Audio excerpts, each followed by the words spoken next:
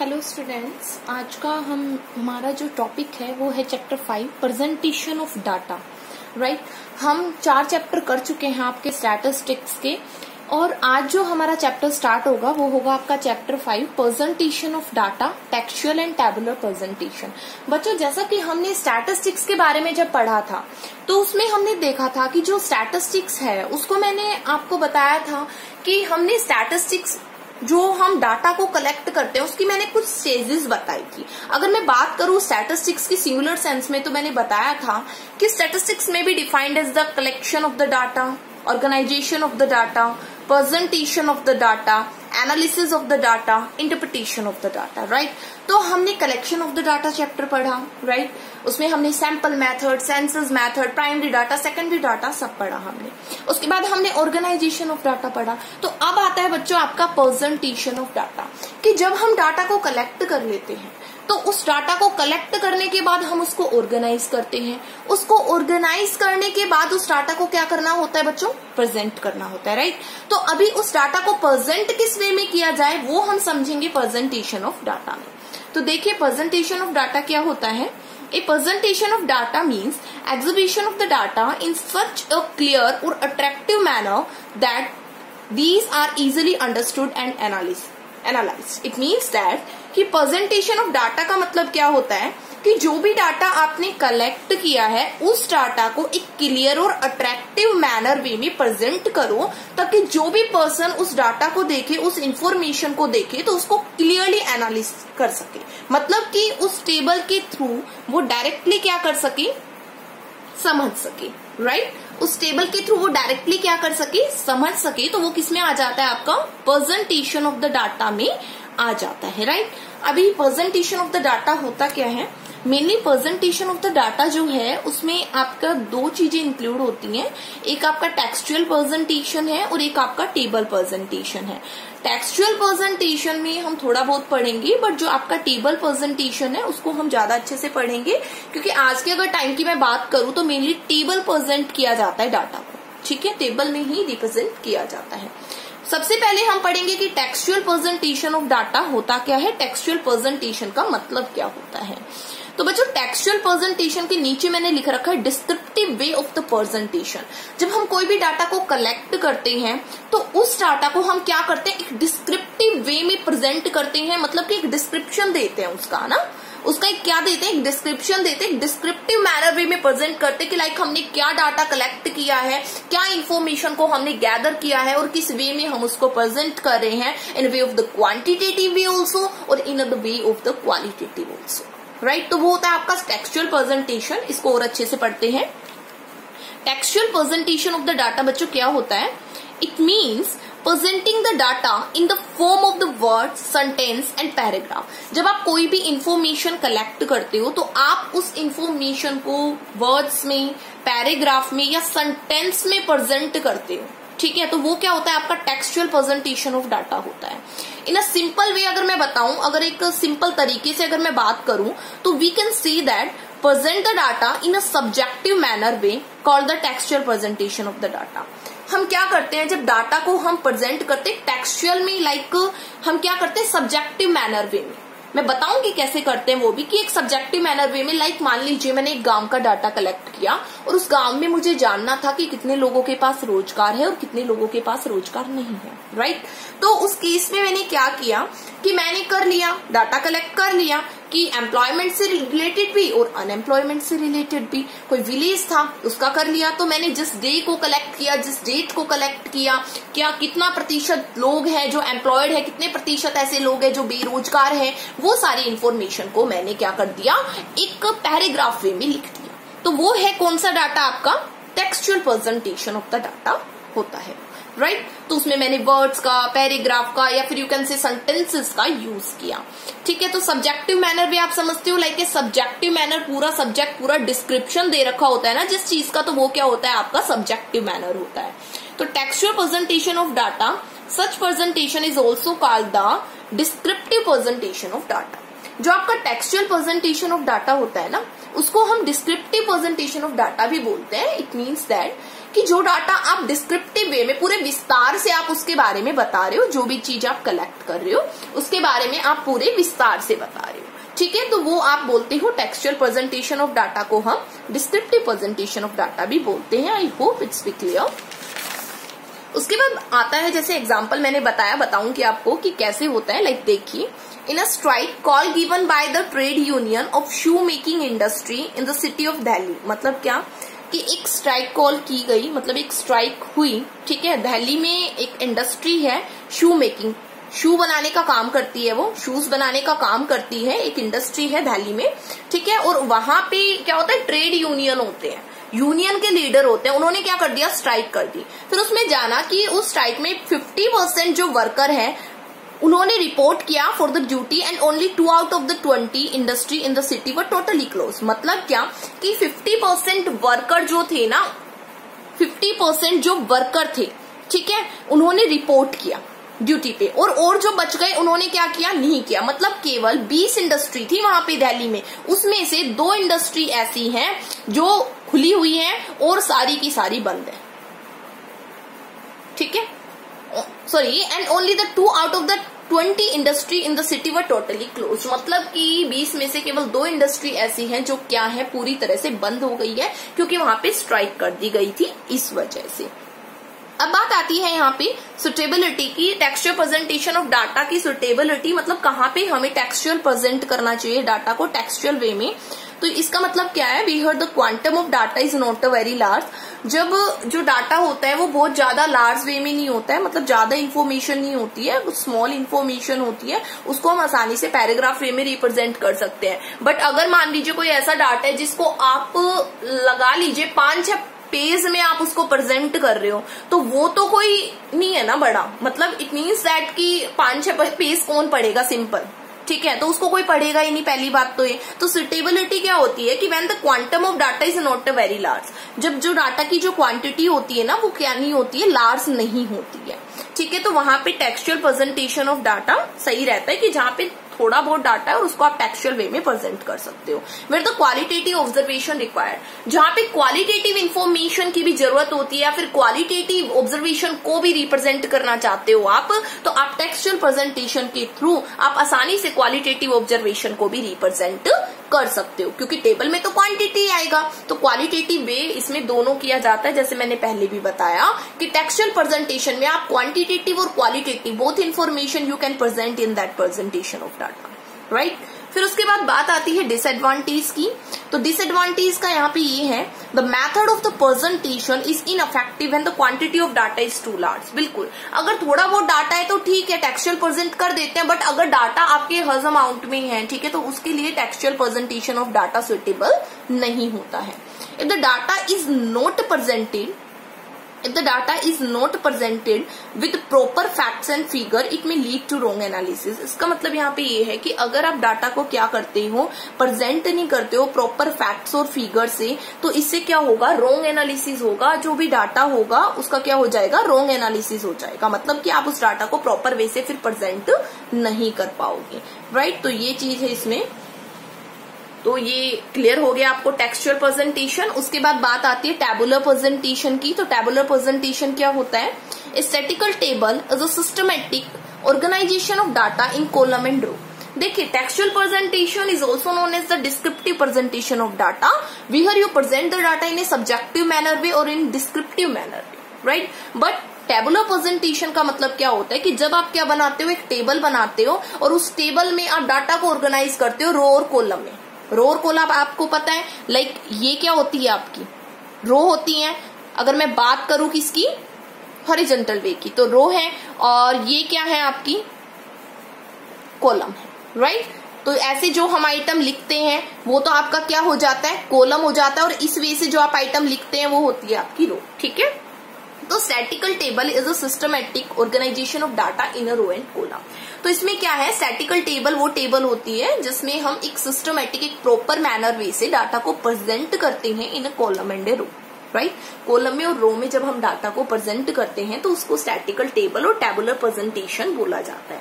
Like किसी भी data को टेबल की फॉर्म में प्रेजेंट करना टैबुलर प्रेजेंटेशन ऑफ डाटा कहलाता है।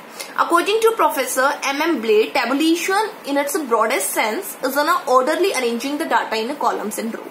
टेबुलेशन क्या होता है, एक ब्रॉडेस्ट सेंस होती है जिसमें हम क्या करते हैं, ऑर्डरली अरेंज करते हैं डाटा को कॉलम और रो में।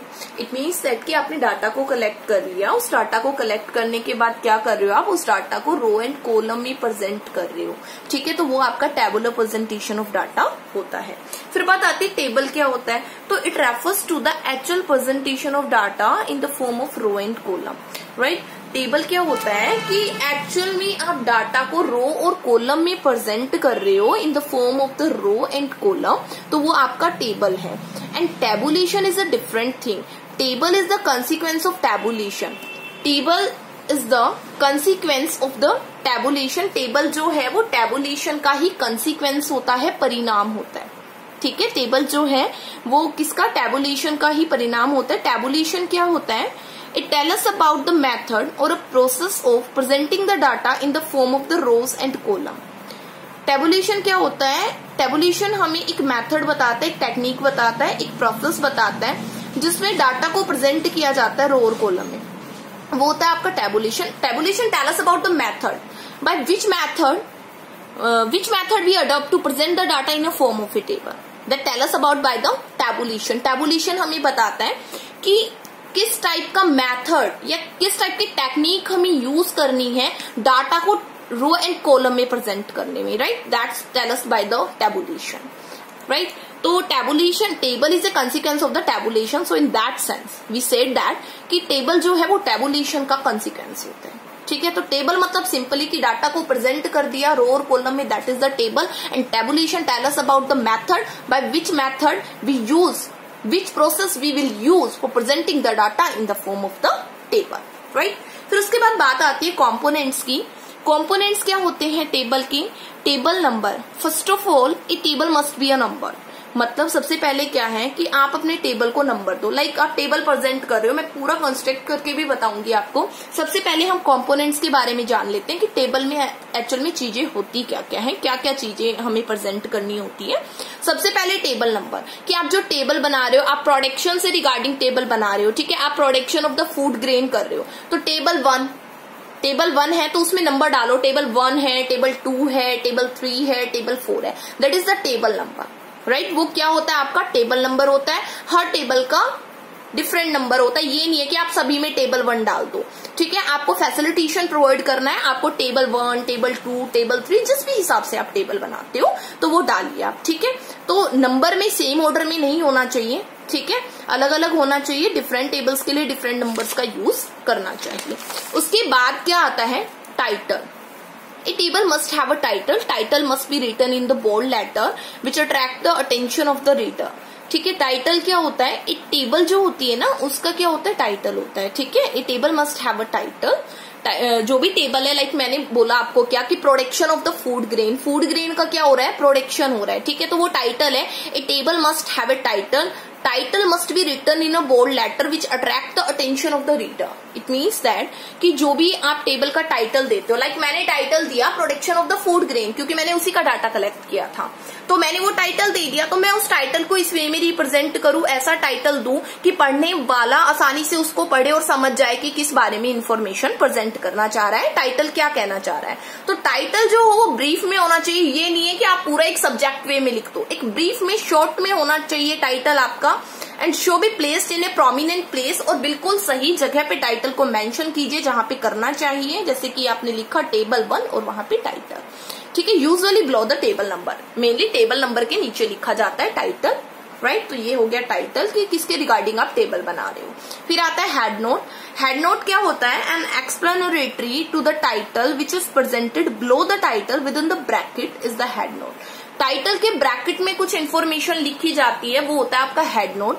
कई बार क्या होता है कि टाइटल के थ्रू पूरी इन्फॉर्मेशन हमें समझ नहीं आती, तो उसके ब्रैकेट में हेड नोट दे दिया जाता है ताकि वो टाइटल का पूरा एक्सप्लेनेशन प्रोवाइड करे। तो वो होता है हेड नोट जो टाइटल का पूरा एक्सप्लेनेशन प्रोवाइड करता है, और इसलिए उसके ब्रैकेट में दे देते हैं। जैसे मान लीजिए production of the food grain, तो वो production of the food grain ton में है, लैक में है, कैसे है, ठीक है। तो वो मैंने ब्रैकेट में लिख दिया, तो that is known as the head note. तो वो क्या हो गया, आपका हेड नोट हो गया, जिससे टाइटल को वो कंप्लीट कर रहा है, जिससे टाइटल को वो कंप्लीट कर रहा है तो वो आपका क्या होता है, हेड नोट होता है। उसके बाद बात आती है स्टब्स की। स्टब्स क्या होता है, stubs are the title of the row of a table. देखिए हम रो भी बनाते हैं, हम कॉलम भी बनाते हैं, जैसा कि मैंने बताया टेबल में रो भी होती है, कॉलम भी होती है, आपने देखा भी होगा, क्वेश्चंस भी किए होंगे, 10th में भी किए होंगे। तो स्टब्स क्या होता है, स्टब जो होता है वो हमेशा ध्यान रखना, रो जो रो होती है उसका टाइटल होता है। Stubs are the title of the row of a table. जो भी रो होती है उन रो का जो टाइटल होता है, ठीक है, वो स्टब्स होते हैं। These titles indicate the information contained in the row of a table. Stubs are the title of the row of a table. रो में जो आइटम प्रेजेंट कर रहे हो ना आप, उसका जो टाइटल है that is known as the stub. उसको क्या बोला जाता है, स्टब बोला जाता है, ठीक है। उसमें इंफॉर्मेशन कंटेन्ड होती है तो वो स्टब होता है। कैप्शन क्या होता है, it is the title given to the column of a table. ये क्या होता है कि कॉलम में जो इन्फॉर्मेशन आप प्रेजेंट कर रहे हो उसका टाइटल कैप्शन कहलाता है, उसका टाइटल कैप्शन कहलाता है। लाइक मैंने फूड ग्रेन का ले लिया, तो अब मैंने फूड ग्रेन तो टाइटल हो गया, अब फूड ग्रेन में मैंने राइस लिया, मैंने व्हीट लिया, ठीक है, तो ये सब क्या है, ये स्टब्स है, ये स्टब्स की एंट्री है। और फूड ग्रेन क्या है आपका, स्टब का टाइटल है और स्टब की एंट्री होगी, लाइक व्हीट, राइस, पल्सेस, ये क्या हो गए आपके स्टब एंट्रीज हो गई, राइट। और कैप्शन में क्या आ गया आपका, जैसे टोटल क्वांटिटी, परसेंटेज, ठीक है, और उस वे में इंफॉर्मेशन जो आप प्रोवाइड कर रहे हो वो आपका किस में आ गया, कैप्शन में आ गया, ठीक है। तो ये होता है आपका जैसे टोटल क्वांटिटी और परसेंटेज वगैरह, ये सब आपका, ठीक है। और फूड ग्रेन जो बताएंगे हम वो आ जाएगा स्टब में, और जो टोटल क्वांटिटी है, परसेंटेज है, वो आ जाएगा आपका कॉलम में। उसके बाद आती है बॉडी और a field. It means some total of the items in the table. Body और अ फील्ड का मतलब क्या होता है कि जो भी टेबल है आपकी, उस टेबल में जितने भी टोटल आइटम्स प्रेजेंट हैं that is known as the cell. उसको हम बोलते हैं बच्चों सेल। क्या बोलते हैं उसको, सेल बोलते हैं। कि जो भी आपने टेबल बनाई है और उस टेबल के अंदर जो भी इंफॉर्मेशन प्रेजेंट की है ना, वो सेल के नाम से जानी जाती है। तो बॉडी ऑफ द फील्ड मतलब कि it means the sum total of the items in the table, कि जितने भी आइटम्स टेबल में है that is known as the body और a field. It is most important part of a table. ये क्या होता है, मोस्ट इंपोर्टेंट पार्ट होता है किसका, टेबल का। और it indicate the value of the various item in the table. ये क्या करता है, बहुत सारे जो आइटम्स होते हैं टेबल में उनके रिगार्डिंग वैल्यू को रिप्रेजेंट करता है।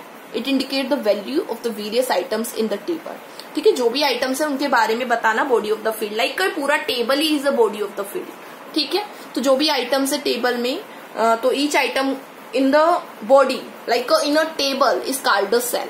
उसको क्या बोला जाता है, सेल बोला जाता है। लाइक मैं फूड ग्रेन की बात करूं, मैं टोटल क्वांटिटी की बात करूं, मैं राइस की बात करूं, मैं व्हीट की बात करूं, मैं पल्सेस की बात करूं, तो मैं बात कर रही हूं बॉडी ऑफ फील्ड की, मैं बात कर रही हूं बॉडी और फील्ड की, मैं बात कर रही हूं सेल्स की, राइट। फुट नोट क्या होता है, फुट नोट मतलब जो नीचे दिया जाता है, टेबल के बिलो में दिया जाता है। These are given for the clarification of the reader. These are generally given when information in the table needs to be supplemented. Supplemented मतलब कि पूरी विस्तार से। लाइक जैसे कि मैं सिंपल सा एग्जांपल दूं तो आपकी इंग्लिश की बुक में जो टफ वर्ड मीनिंग्स होते हैं, तो चैप्टर के नीचे आपको दिया मिलता है उस, जैसे उसके ऊपर स्टार मार्क दे देते हैं या 1 लिख देते हैं, 2 लिख देते हैं, और फिर नीचे उसका एक्सप्लेनेशन मिलता है। बेटा वो फुटनोट ही होता है आपका, ठीक है। तो फुटनोट का मतलब यहाँ पे क्या है, लाइक मान लीजिए मैंने कोई भी डाल दिया अदर्स में, ठीक है, कोई आइटम डाल दिया मैंने अदर्स में, तो उस अदर्स में क्या आया, वो अदर्स मैंने किस लिए डाला, वो होता है फुटनोट, वो होता है फुटनोट, ठीक है। वो होता है आपका फुटनोट की जो पूरा सप्लीमेंट कर रहा है, जो भी चीज मैं लिख रही हूं ऊपर उसका नीचे पूरा विस्तार से बता रहा है, पूरी इंफॉर्मेशन दे रहा है, वो होता है आपका फुटनोट। उसके बाद बात आती है सोर्स की। When the table are based on a secondary data, like मान लीजिए मैंने जो भी इंफॉर्मेशन कलेक्ट की वो मैंने सेकेंडरी डाटा के थ्रू की, सेकेंडरी सोर्स के थ्रू करा मैंने इंफॉर्मेशन को कलेक्ट, राइट। तो मैंने किसके थ्रू किया, वो सोर्स लिख देना। It's just below the footnote, ठीक है। टेबल बन गई, टेबल के नीचे फुटनोट, फुटनोट के नीचे सोर्स की कहां से आपने उस इंफॉर्मेशन को उठाया, आपने कोई इकोनॉमिक सर्वे देखा 2011 से 12 में जो हुआ, ठीक है, या फिर आपने सेकेंडरी सोर्स में कहां से उस डाटा को उठाया, लाइक रेफरेंस देते हैं ना, लाइक हम कहते हैं कि आपने कौन सी बुक से पढ़ा, तो हम कोई भी इंफॉर्मेशन को, बहुत सारी बुक होती है, वीके पब्लिकेशन से पढ़ा हमने, ठीक है, हमने और किसी बुक से पढ़ा, धनपत राय से पढ़ा, हमने बहुत बुक्स होती हैं, तो कहां से हमने उस इंफॉर्मेशन को पढ़ा। तो ऐसे इसमें सोर्स में होता है कि जो डाटा कलेक्ट किया फूड ग्रेन का, वो कहां से कलेक्ट किया, कौन से इकोनॉमिक सर्वे से उठाया, ठीक है, क्या गवर्नमेंट पब्लिकेशन से किया, कहां से किया, तो वो होता है आपका सोर्सेज। तो ये थे आपकी component of a table. I hope all it's clear. इसके बारे में कल हम और अच्छे से जानेंगे कि कंस्ट्रक्ट कैसे करते हैं टेबल को, गाइडलाइंस के बारे में पढ़ेंगे, टेबल को भी कंस्ट्रक्ट करना बताएंगे। यहाँ तक आपका कंप्लीट है, यहाँ तक आप अपना पीडीएफ मिल जाएगी आपको, पढ़िए, अच्छे से समझिए। कोई दिक्कत हो तो मुझसे पूछ सकते हैं, कमेंट में भी डाल सकते हैं। और पीडीएफ आपको मिल जाएगी तो अपना कंप्लीट कीजिए होमवर्क जहां तक आपको मिलता है, और मेरे पास व्हाट्सएप कीजिए आफ्टर कंप्लीट योर होमवर्क। और जैसा कि जो आपको मिली है आज पीडीएफ क्वेश्चंस की, वहां से आप न्यूमेरिकल्स को कीजिए। न्यूमेरिकल्स को किया कैसे जाता है उसके रिगार्डिंग में वीडियो भी अपलोड की है मैंने आज भी, और कल भी मैं आपको प्रोवाइड कर चुकी हूँ वो वीडियो। तो वीडियो को देखिए। कोई दिक्कत होती है तो क्वेश्चन नहीं निकलते हैं तो मेरे से पूछिए, ठीक है। Thank you.